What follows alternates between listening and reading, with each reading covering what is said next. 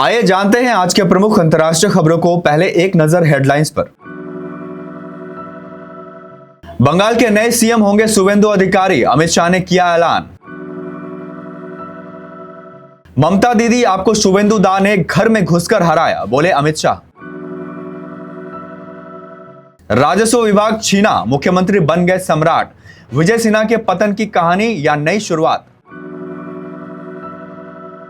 मुकुल वासनिक के हाथ में केरलम के नए सीएम के नाम की फाइल। अमेरिका ने सीज फायर तोड़कर ईरान पर फिर बमबारी की, ट्रंप बोले डील नहीं की तो और हमले करेंगे।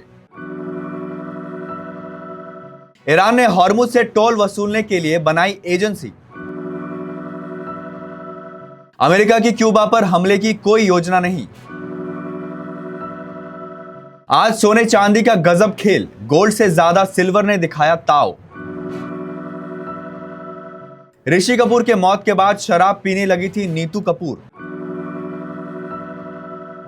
पाकिस्तान को बांग्लादेश ने घर बुलाकर किया बेइज्जत, एक दिन में ठोके 300 से ज्यादा रन।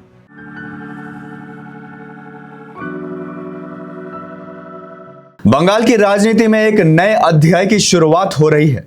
तमाम अटकलों और कयासों पर विराम लगाते हुए भाजपा ने शुवेंदु अधिकारी को बंगाल का नया मुख्यमंत्री चुन लिया है। शुक्रवार को केंद्रीय गृह मंत्री अमित शाह की मौजूदगी में हुई नवनिर्वाचित 206 विधायकों की बैठक में शुवेंदु को सर्वसम्मति से भाजपा विधायक दल का नेता चुन लिया गया है। शनिवार को कोलकाता के ऐतिहासिक ब्रिगेड परेड ग्राउंड में भव्य समारोह के बीच नई सरकार का शपथ ग्रहण होगा, जिसमें प्रधानमंत्री नरेंद्र मोदी, भाजपा और एनडीए शासित राज्यों के मुख्यमंत्री मौजूद रहेंगे। पश्चिम बंगाल में बीजेपी की बड़ी जीत के बाद केंद्रीय गृह मंत्री अमित शाह ने विधायक दल की बैठक को संबोधित करते हुए इसे ऐतिहासिक जनादेश बताया। इस दौरान उन्होंने शुवेंदु अधिकारी को बंगाल का भावी मुख्यमंत्री बताते हुए कहा कि जनता ने बीजेपी पर भरोसा जताकर भयमुक्त बंगाल की दिशा में कदम बढ़ाया है। अमित शाह ने कहा कि आज बीजेपी का इतना बड़ा विधायक दल देखकर मन, आत्मा और शरीर सभी के भीतर खुशी की लहर दौड़ रही है। शाह ने सभी नवनिर्वाचित विधायकों को बधाई देते हुए राम राम कहा। अमित शाह ने कहा कि जिस माहौल में चुनाव हुए उस परिस्थितियों में बंगाल की जनता ने बीजेपी और प्रधानमंत्री मोदी पर भरोसा जताकर प्रचंड जनादेश दिया है। बिहार की राजनीति में बड़ी हलचल मच गई है। बीजेपी के बड़े नेता विजय कुमार सिन्हा को उप मुख्यमंत्री की कुर्सी से हटा दिया गया है। साथ ही उनसे राजस्व एवं भूमि सुधार विभाग भी छीन लिया गया है, जो बिहार में सबसे ताकतवर विभाग माना जाता है। अब उन्हें कृषि मंत्री बना दिया गया है। सवाल यह उठ रहा है कि क्या विजय सिन्हा की राजनीतिक अहमियत कम हो गई? क्या यह उन्हें सजा है या फिर नेतृत्व उन्हें ग्रामीण इलाकों का चेहरा बनाना चाहती है? इसके पीछे एक बड़ी राजनीतिक कहानी है। पिछली एनडीए सरकार में जब नीतीश कुमार मुख्यमंत्री थे, तब विजय सिन्हा बेहद शक्तिशाली माने जाते थे। वे उप मुख्यमंत्री थे, उनके पास राजस्व और भूमि सुधार विभाग था, साथ ही खनन विभाग भी था। इनमें से राजस्व विभाग सबसे अहम माना जाता है, क्योंकि इसी विभाग को जमीन से जुड़ी सभी समस्याओं को सुलझाना पड़ता है। जमीन का पंजीकरण, जमीन की नाप जोख, लोगों की शिकायतें, सब कुछ इसी विभाग के जरिए होता है।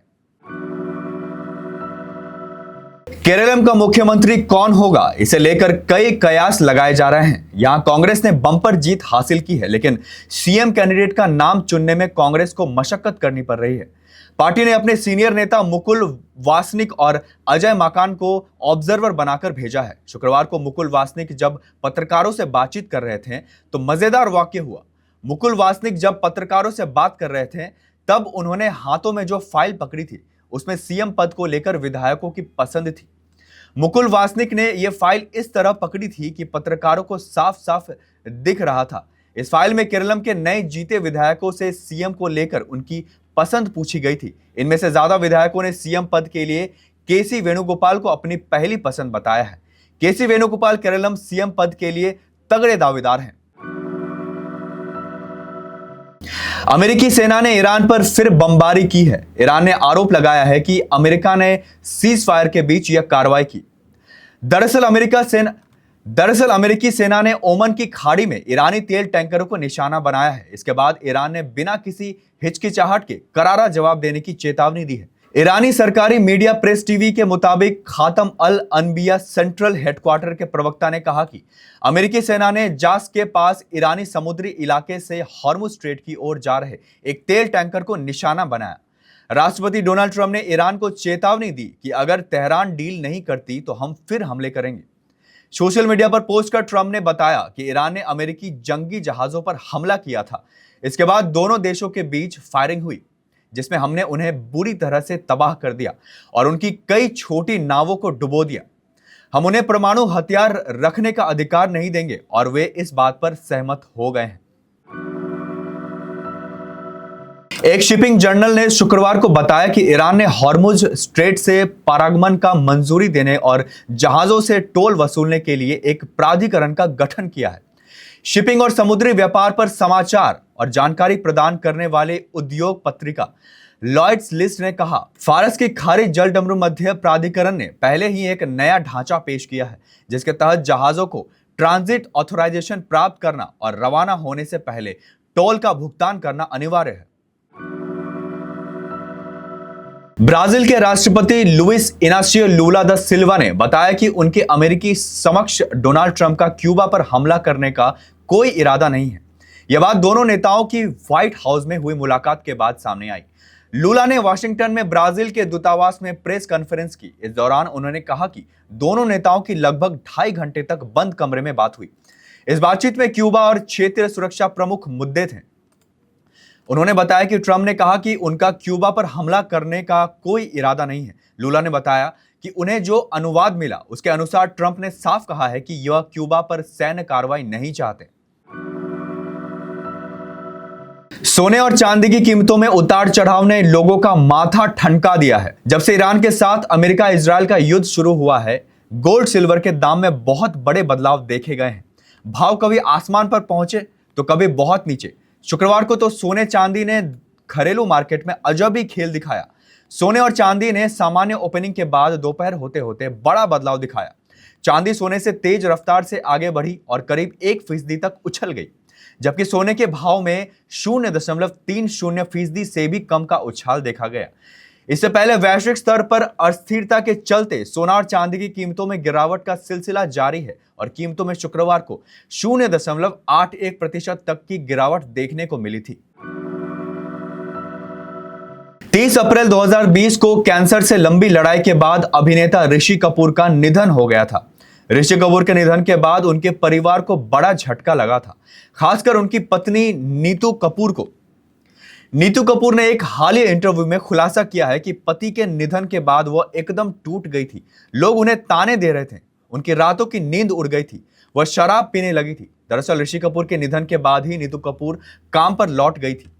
उस वक्त वो खुद को बिजी रखना चाहती थी ताकि इस दर्द से उभर सके, लेकिन लोगों ने उन्हें ताने दिए। अब सोहा अली खान के साथ बातचीत में नीतू कपूर ने उस फेज के बारे में बात की है।